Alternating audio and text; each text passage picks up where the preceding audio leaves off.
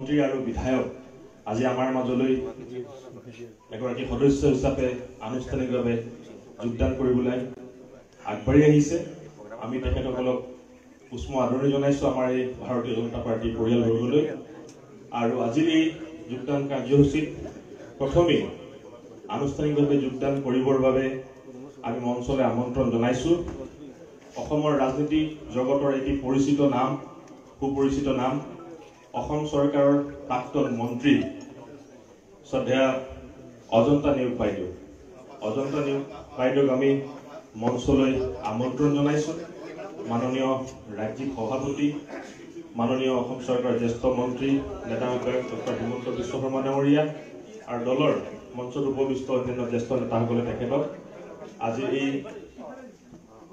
যোগদান অনুষ্ঠানত ভাৰতীয় জনতা পাৰ্টীত আনুষ্ঠানিকভাৱে যোগদান কৰে। এয়া শ্ৰীযুত অজন্তা নেওগ বাইদেউ। তেখেতে আনুষ্ঠানিকভাৱে ভাৰতীয় জনতা পাৰ্টী দলৰ প্ৰতি আস্থা আৰু বিশ্বাস ৰাখি আজিৰ এই অনুষ্ঠানত আনুষ্ঠানিকভাৱে ভাৰতীয় জনতা পাৰ্টীত যোগদান কৰিছে। বাইদেউক আমি মঞ্চত আসন গ্ৰহণ কৰিবৰ বাবে সাদৰে অনুৰোধ জনাইছোঁ।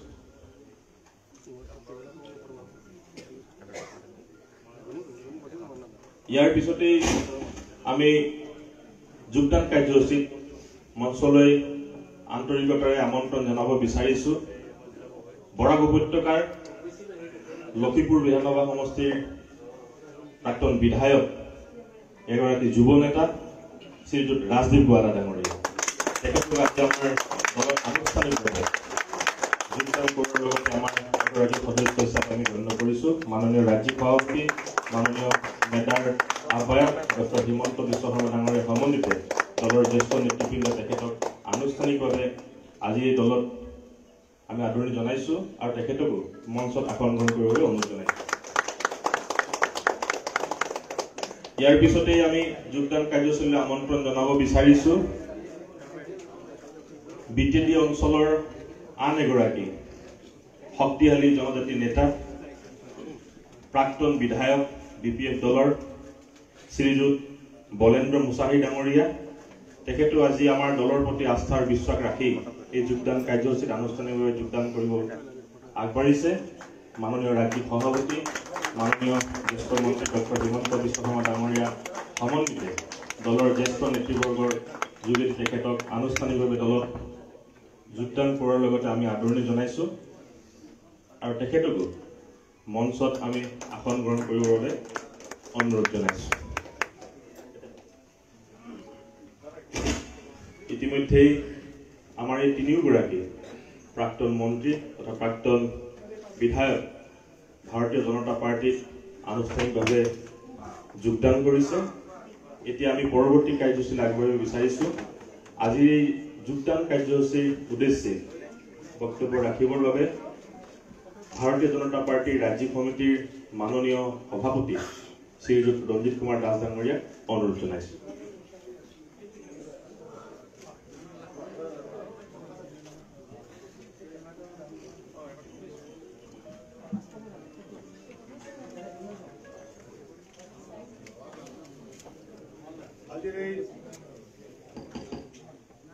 আজিৰ এই যোগদান কাৰ্যসূচীত উপস্থিত থকা আমাৰ নেতাৰ আহ্বায়ক অসম চৰকাৰৰ জ্যেষ্ঠ মন্ত্ৰী ডক্টৰ হিমন্ত বিশ্ব শৰ্মা ডাঙৰীয়া, আমাৰ লগত আজি উপস্থিত থকা ৰাজ্যিক সাংগঠনিক সাধাৰণ সম্পাদক শৰ্মা ডাঙৰীয়া, আজি নৱনিযুক্ত আমাৰ উপসভাপতি বসুমতাৰী ডাঙৰীয়া প্ৰমুখ, আমাৰ ভাৰতীয় জনতা পাৰ্টীৰ জ্যেষ্ঠ নেতা অসম চৰকাৰৰ মন্ত্ৰী পৰিমল শুক্লবৈদ্য ডাঙৰীয়া, উপস্থিত থকা বিধায়ক অশোক সিংহল ডাঙৰীয়া, মৃণাল শইকীয়া ডাঙৰীয়া, প্ৰশান্ত ফুকন ডাঙৰীয়া, গোলাঘাট জিলা সমিতিৰ সভাপতি দেৱভূতি বৰা ডাঙৰীয়া আৰু আজি যোগদান কৰা তিনিগৰাকী অসমৰ ৰাজনীতিৰ বিশিষ্ট ব্যক্তি মাননীয় অজন্তা নেওগ বাইদেউ ডাঙৰীয়া, ৰাজীৱ গোৱালা ডাঙৰীয়া আৰু বলেন্দ্ৰ মুছাহাৰী। ভাৰতীয় জনতা পাৰ্টীয়ে আজি নথৈ আনন্দিত যে অসম চৰকাৰৰ প্ৰাক্তন মন্ত্ৰী আৰু অসমৰ ৰাজনৈতিক ইতিহাসত এক সুনাম কঢ়িয়াই অনা কংগ্ৰেছ দলৰ প্ৰাক্তন নেত্ৰী যোৱা দুদিন আগলৈ আমাৰ অসম বিধানসভাৰ বিধায়িকা হিচাপে কাৰ্যনিৰ্বাহ কৰা অজন্তা নেওগ বাইদেউ ডাঙৰীয়ানী আমি ভাৰতীয় জনতা পাৰ্টীৰ অসম প্ৰদেশে উষ্ণ আদৰণি জনাইছোঁ আৰু একে উষ্ণ আদৰণি জনাইছোঁ বৰাক অঞ্চলৰ এগৰাকী বিধায়ক যাৰ নেকি পিতৃও আগতে মন্ত্ৰী আছিলে বিধায়ক আছিলে ৰাজদীপ বৰা ডাঙৰীয়া আৰু অসমৰ পশ্চিম প্ৰান্তৰ এগৰাকী সফল প্ৰাক্তন বিধায়ক কলেন্দ্ৰ গোস্বামী ডাঙৰীয়াকো আমি ভাৰতীয় জনতা পাৰ্টীৰ উষ্ণ আদৰণি জনাইছোঁ। আমি আশা ৰাখিছোঁ ভাৰতীয় জনতা পাৰ্টীৰ যি নীতি আদৰ্শ বা দৰ্শন সেই দৰ্শনৰ লগত আগন্তুক দিনত যদি তেওঁলোকে একাত্ম হয় আমি যে নীতিসকলক এই সেৱা কৰাৰ যি মনোভাৱ আমাৰ যি অন্তৰ্দয় যি দৰ্শন পণ্ডিত দীনদয়াল উপাধ্যায় সেই পণ্ডিত দীনদয়াল উপাধ্যায়ৰ অন্তৰ্দয় দৰ্শনৰ লগতে আমাৰ যি nation first party next individual last এই যি বাণী আমাৰ দেশৰ প্ৰধানমন্ত্ৰী মাননীয় নৰেন্দ্ৰ মোদী ডাঙৰীয়া এই সকলোবোৰ দৰ্শনকে একাত্ম হৈ সেৱাই যি সংগঠনৰ আমাৰ যি মন্ত্ৰ যে সেৱা কৰাৰ জৰিয়তে আমি যদিও ৰাজনীতি কৰিছোঁ বা যদিও আমি সমাজ নীতি কৰিছোঁ বা সমাজৰ কাম কৰিছোঁ কিন্তু মূলগত দৰ্শন হৈছে আমাৰ সেৱা আৰু সেইকাৰণে আমাৰ সেৱাই সংগঠন বুলি আমাৰ যি অকল শ্লোগান অকল নহয় সেই হৈছে আমাৰ অন্তৰাত্মাৰ কথা আৰু মই আশা ৰাখিছোঁ যে বাইদেৱে হওক বা গোৱালা ডাঙৰীয়া হওক বা যাতে সেৱাই সংগঠনৰ যি মূল মন্ত্ৰ সেই মন্ত্ৰক যদি আগুৱাই লৈ আমাৰ ভাৰতীয় জনতা পাৰ্টীৰ 42 লাখ 30 লাখ আমাৰ যে কাৰ্যকৰ্তা আৰু 19 লাখ যি 8 লাখ কাৰ্যকৰ্তা সেই সকলোৰে লগত যাতে সুসম্পৰ্ক স্থাপন কৰি আৰু বিশেষকৈ নিজৰ নিজৰ জিলাত গোলাঘাট জিলাতে হওক বা আমাৰ ৰাজ্যিক গোৱালাই কাছাৰ জিলাতে হওক বা আমাৰ বলেন্দ্ৰ গোস্বামী ডাঙৰীয়াই যি আমাৰ ধুবুৰী জিলাতে হওক তাত যাতে দলক সেৱা কৰাৰ লগতে সেই অঞ্চলৰ ৰাইজকো যাতে সেৱা কৰে আমি তাৰ তেওঁলোকলৈ আহ্বান জনাইছোঁ। মই দৃঢ় বিশ্বাসী যে বাইদেউক আমি আগৰ পৰা পাইছোঁ। মই যেতিয়া 11 চনৰ বিধায়ক হৈছিলোঁ তেতিয়া বিৰোধী দলৰ মই বিধায়ক আমি 5গৰাকী আৰু বাকী বিধায়ক আছিলোঁ কিন্তু বাইদেউৰ যি কৰ্মৰাজি আমি তাত কিন্তু সদায় তেখেতে কংগ্ৰেছ দলত থাকিলোঁ আমি কিন্তু বাইদেউকো এটা বেলেগ দৃষ্টিভংগীৰে চাইছোঁ আৰু বাইদেউ আমাক কাৰণ বিৰোধী দলৰ বিধায়ক হোৱাৰ পিছত মোৰ সমষ্টিতে হওক বা আমি যি 5গৰাকী বিধায়ক আছোঁ আমাৰ সেই 5গৰাকী বিধায়কক কিন্তু কেতিয়াও যে এইসকল বিজেপি দল কৰে বা বিৰোধী দলৰ তেনেকুৱা দৃষ্টিভংগী কিন্তু আমাৰ ক্ষেত্ৰত লোৱা আমি দেখা আমি নাছিলোঁ। গতিকে এইগৰাকী বাইদেউৰ প্ৰতি আমাৰ আগৰ পৰা এটা শ্ৰদ্ধাও আছিলে আৰু যেতিয়া এই বিষয়টো আগবাঢ়িছিলে আমাৰ নেতাৰ আহ্বায়ক ডক্টৰ হিমন্ত বিশ্ব শৰ্মা ডাঙৰীয়াই যেতিয়া এই বিষয়টো প্ৰস্তাৱ আনিছিলে তেতিয়া আমাৰ সৰুকৰ্মী এই বিষয়টো সকলোৱে সমৰ্থন জনাইছিল আৰু সেই সমৰ্থনৰ পিছতে তেখেতে আমাৰ প্ৰাক্তন ৰাষ্ট্ৰীয় সভাপতি তথা বৰ্তমান গৃহমন্ত্ৰী মাননীয় অমিত শ্বাহ ডাঙৰীয়াকো সৌজন্যমূলক সাক্ষাৎ কৰিছিলে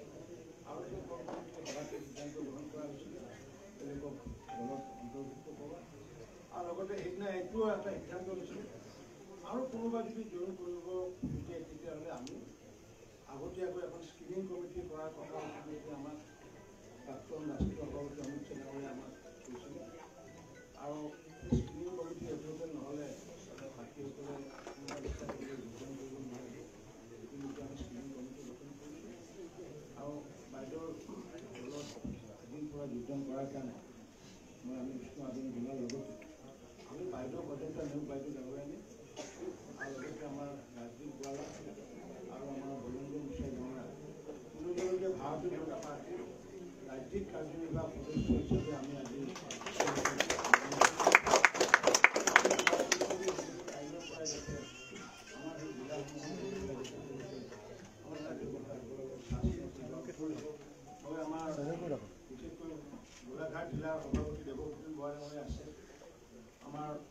জিলাৰ সভাপতিকো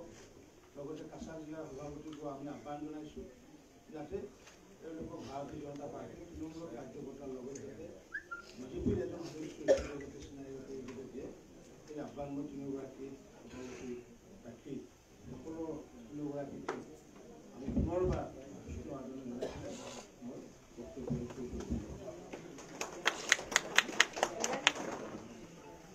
মাননীয় ৰাজ্যিক সভাপতি শ্ৰীযুত ৰঞ্জিত কুমাৰ দাস ডাঙৰীয়াই তেখেতৰ বক্তব্যৰ যোগেদি আজিৰ এই যোগদান কাৰ্যসূচীত আনুষ্ঠানিকভাৱে তিনিগৰাকীকে শ্ৰদ্ধাৰ ব্যক্তিক দললৈ আনুষ্ঠানিকভাৱে স্বাগতম জনালে তেখেতৰ বক্তব্যৰ বাবে ধন্যবাদ জনাইছোঁ।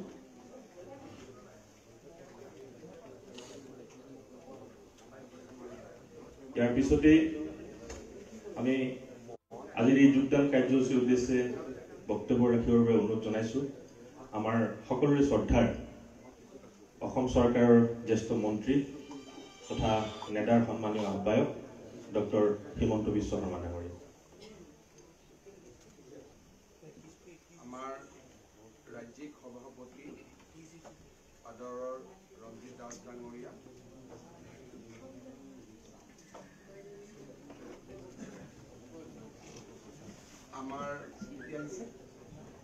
আমাৰ ৰাজ্যিক সভাপতি আদৰৰ ৰঞ্জিত দাস ডাঙৰীয়া,